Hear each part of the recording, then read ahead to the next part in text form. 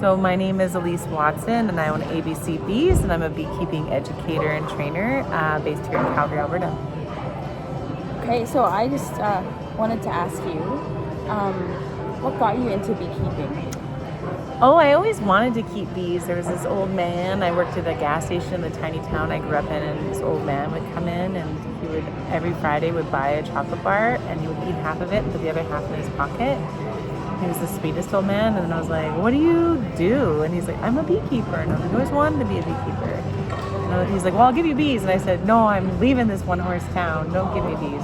So I went away to university, and then my roommate at university, I went out to his farm for family dinner, and the beekeeper showed up, and I was telling the beekeeper about this. He goes, "Oh, that's Gerald, and these are his bees. I buy bees off of him every year." So I went out beekeeping with this other beekeeper, still managing Gerald's bees, and I was like, well, maybe that's a sign that I should be a beekeeper. And so I started doing bee projects, and this is 17 years ago now, and I got some grants from the David Suzuki Foundation and different things like that, which kind of kept the momentum going. And then now I've been teaching programming with post-secondary institutions and with the industry, specializing in self-sufficiency and stock production, which has been really, really fun and a passion project for me. But yeah, just kind of cascaded events led to me ending up doing exactly what I knew I should be doing for the rest of my life. So you and I were talking about, I hope it's okay to share of course, some of our stories about how we don't have very close, we have maybe close family relations with our families, but maybe the extended upper families we've lost a bit of touch with. And we were talking about that concept of trauma, and I was just wondering if you could share with us, how you think, what kind of bee wisdom you have about this whole trauma. Yeah, it's interesting. I feel like, so we were talking a lot about how trauma sometimes can be informed from like a person who is a victim of trauma, who then feels entitled or maybe even doesn't even feel entitled, just thinks that that's the default nature of relationships, but they then go on to traumatize other people or cause harm on other people. So you have that like generational trauma or even interpersonal relationships of like either ending up in relationships where someone treats you poorly, or you just don't know how to have relationships where you aren't manipulating and causing harm to other people. And so it's been interesting as a person who works with bees, which are animals that are eusocial, that work in as a collective population where the individual doesn't really have an individual identity. Like there's cool characteristics where some bees are lazy in a colony, and some bees are better at foraging or nursing babies than others. And they do allow that specialization within the population for those bees to kind of stay in those roles for longer. So that's kind of from the outside, the extent to the individuality of the individuals. They work collectively as a population toward the multi-generational benefit down the line. So if the queen fails this year, then, or they identify her as failing, they'll actually cull her and kill her and raise a new queen so that they know that the colony will survive the winter and the next generation to generation will thrive. That's the whole purpose. As human beings, we don't really necessarily have that nature. But what's interesting is when a situation happens in the colony that is abnormal, but can happen to any colony, is where the queen dies, so she can't lay. There's no one in the colony laying female eggs. And then the colony itself doesn't know that the queen has died or hasn't taken steps to replace the queen. The colony will actually implode on itself into total disorder, which is called a laying worker colony. And when I teach it, I talk about it being a failed state. So because there's no matriarch or queen in the colony to produce female progeny, all the female workers in the colony, what can happen is there's a lack of pheromone scientifically. So individual workers will start creating queen pheromone, but they have never mated. They don't have the organs to lay fertilized eggs. They can only lay unfertilized eggs. And unfertilized eggs are male eggs. So you'll end up having in a colony of we'll say like 50,000 bees, hundreds of laying workers. So these workers will be giving off queen pheromone. There'll be a small collective of bees that are loyal to those individual laying worker queens. She will lay eggs in a small space in the hive, so the pattern looks really messed up. There'll be multiple eggs per cell, but each one of those eggs hatches out as a drone, a male bee, which doesn't forage, doesn't feed itself, and doesn't benefit the hive. But the lack of cohesive communication, the lack of leadership, the lack of organization, the lack of trust and loyalty to an individual or a sense of organization or a typical cultural construct, the colony becomes extremely violent. So all through this, if you're a beekeeper, you'll get chased out of the bee yard. The bees will actually, within the same colony, maul and kill each other and attack each other. And if you have another colony nearby, they may actually raid and attack another colony. So it's called a failed state because eventually the colony will die because they will have no workers, they'll all age out, and the rest of the colony left behind are infertile males. And then they don't forage, they don't make wax, they don't feed themselves, and the whole colony collapses within 6 months, if not faster. Wow, it's fascinating. You talked about trust, and I think you were telling me about how trust is key, and how the bees will actually communicate to one another that we're going with this strategy. Yeah. I was hoping you could share that Yeah, story. totally. So in a typical hive that has this typical coordination where you have a queen that has loyalty by the colony, and the colony is working in its roles of like taking care of babies, foraging for food resources, keeping the temperature right. What happens is you have this foraging population, which depending on the time of year can be half the population. And they're all going to a very consistent location that the colony, through collective agreements, have decided that's where we're at this hour. But then you always have this like collection of leaders that are called scout bees, and they're going to go and kind of snoop around. And so if the colony itself is foraging at location A, but then you have these scout bees going to location B and C and D and E, they're going to come back and they're going to do that waggle dance. So they're doing the vibration, and they'll communicate the location of where they've gone, but the vigorousness of their wiggle. So if they're not so excited, they're honest. The bees don't lie. We've actually done scientific studies to prove whether bees can lie or not. Is they'll move slower if they're like, it's okay. Here's the nectar, taste it. It's okay. It's really far away. And then there'll be other bees who are like losing their mind, where they actually become a blur to our eyes because they're moving so fast. And then that vibration, because the hive is completely devoid of light, it's dark, that vibration draws more bees' attention. And so they'll taste that nectar, they'll follow the bee, they'll see the path, and then they too will go to location C and check it out. And then they'll come back as a collective agreement. And what ends up happening is you get a large kind of excitement of like, location C is where it's at. So the bees at location A are like, okay, let's go check it out. So you have this trust of like, that A, no one's lying, but B, that the information that you're getting is accurate. Now what's funny is like location C and location D could both be equally as good. So you end up getting this like differing arguments. But then as a collective population, there may be a decision that location C is actually where they want to go. The location D bees will be like, no. You guys don't understand. Go to D. And what ends up happening is you'll actually have bees in the colony do something called a stop buzz, where they headbutt the bees saying D. And like, no, as a community, we've decided location C is where it's at. Be quiet. We as a society have decided that this is where we're going to be right now. And the location D's listen. And they start doing C buzz, and they'll visit C location, and they'll as a community decide. And I feel like this is what makes bees and human society so different is we have a strong sense of identity and individuality that really inhibits our willingness to be told, no, D is not right, you're wrong. You need to now look at the community and meet the needs of the community instead of your personal interest or needs, which is like got its pros and cons. I mean, everyone loves the idea of like utopic identities and living, but we're not bees.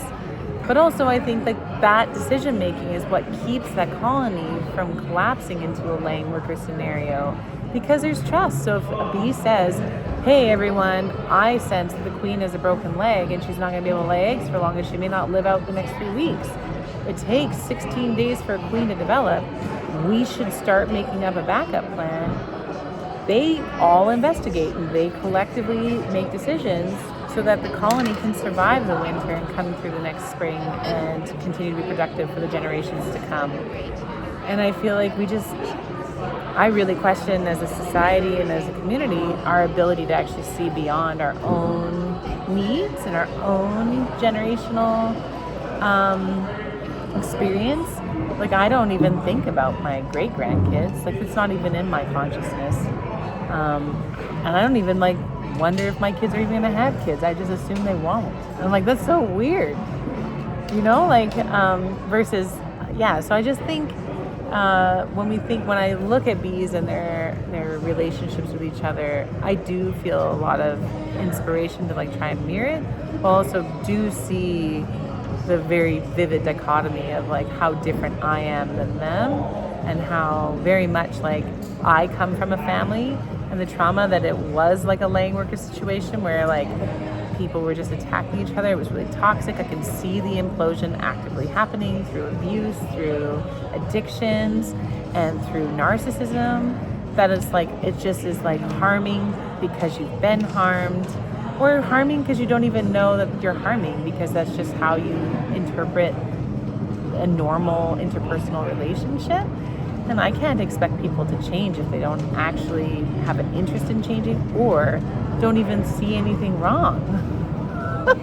And so it's like, well, either I accept them for who they are and allow them to be in my life, or I accept them for who they are and then actively decide to not permit those behaviors in my life. In both cases, it's about accepting people for who they are and knowing that like asking a square peg to be a round circle is not possible. I am not a bee. I'm still going to be selfish. I'm still going to think about myself, and I still don't want you to tell me that I'm wrong about D. I'm going to still go to that location D. But it's really enlightening and it's beautiful to be like, but what if I wasn't that way? What if I just like recognize that maybe it is better to go to location C, and maybe it is more fun if I'm with all my housemates or hive, and I get to fly with them and go to that location and contribute instead of constantly fighting the situation. And so that, to me, it's been like really beautiful of seeing these correlations between bee behavior and my own human behavior, and then human behavior I see going on around me. And it does permit me to kind of potentially interpret the world in a different way. So I think about how much it costs for us to gas up our cars now, and with the war and all that. Yeah. What is the wisdom that you can give us from bees about resources? Where we should be headed. What this war means. I mean, I know these are huge. Well, and I just think it's like, I just feel very much that like we spoke about this earlier, that like so much of what we're experiencing right now is not new. Like, it's not like a new human experience to like feel threatened by a foreign community of individuals that have different goals and different motivations. And it's usually a power dynamic, is like who has the power and who wants to take it. And then it leads to conflict that harms the masses, because the masses don't have value. Because everyone, especially the people with power, are predominantly just thinking about their own power and how to maintain it and control it. And then us, as the people who are the victims of those power dichotomies, we are very quick to be defensive and to protect ourselves and our babies and our homes and our relationships and our communities, which leads to like the inevitable spiral of every single conflict that's ever existed in the human race. Like, what's the difference between us and the Vikings and the settled colonies on the coast of Britain, and like, the Roman Empire expansionist policy? Like, there's no difference. But I do feel like when I look at the bees and how they work, oftentimes like people associate the queen bee as being the matriarch and she's the decision maker, just like we think there's like a alpha male wolf, and we know those things aren't true, and we know in honeybees it's not true. The queen doesn't choose the comb structures in the organization. The queen doesn't choose whether she lives 4 seasons or 1. The queen doesn't choose whether or not the colony is going to supersede her. If they say 2,000 eggs a day and she doesn't do it, they kill her. It's not a matriarchy at all. There is a primary role that she fills, and the colony itself defines that role and the expectations of that role. And if she doesn't fulfill it for the benefit of the society, then they annex it. And I think it's really easy for us to then go, great, so communism or socialism or whatever is the way to go for human species. But I'm like, Yeah, but we're also not bugs. And I still want to go to location D, and I'm still right, and you're wrong, and like, so like we have free will, and we're individuals. We're not bugs.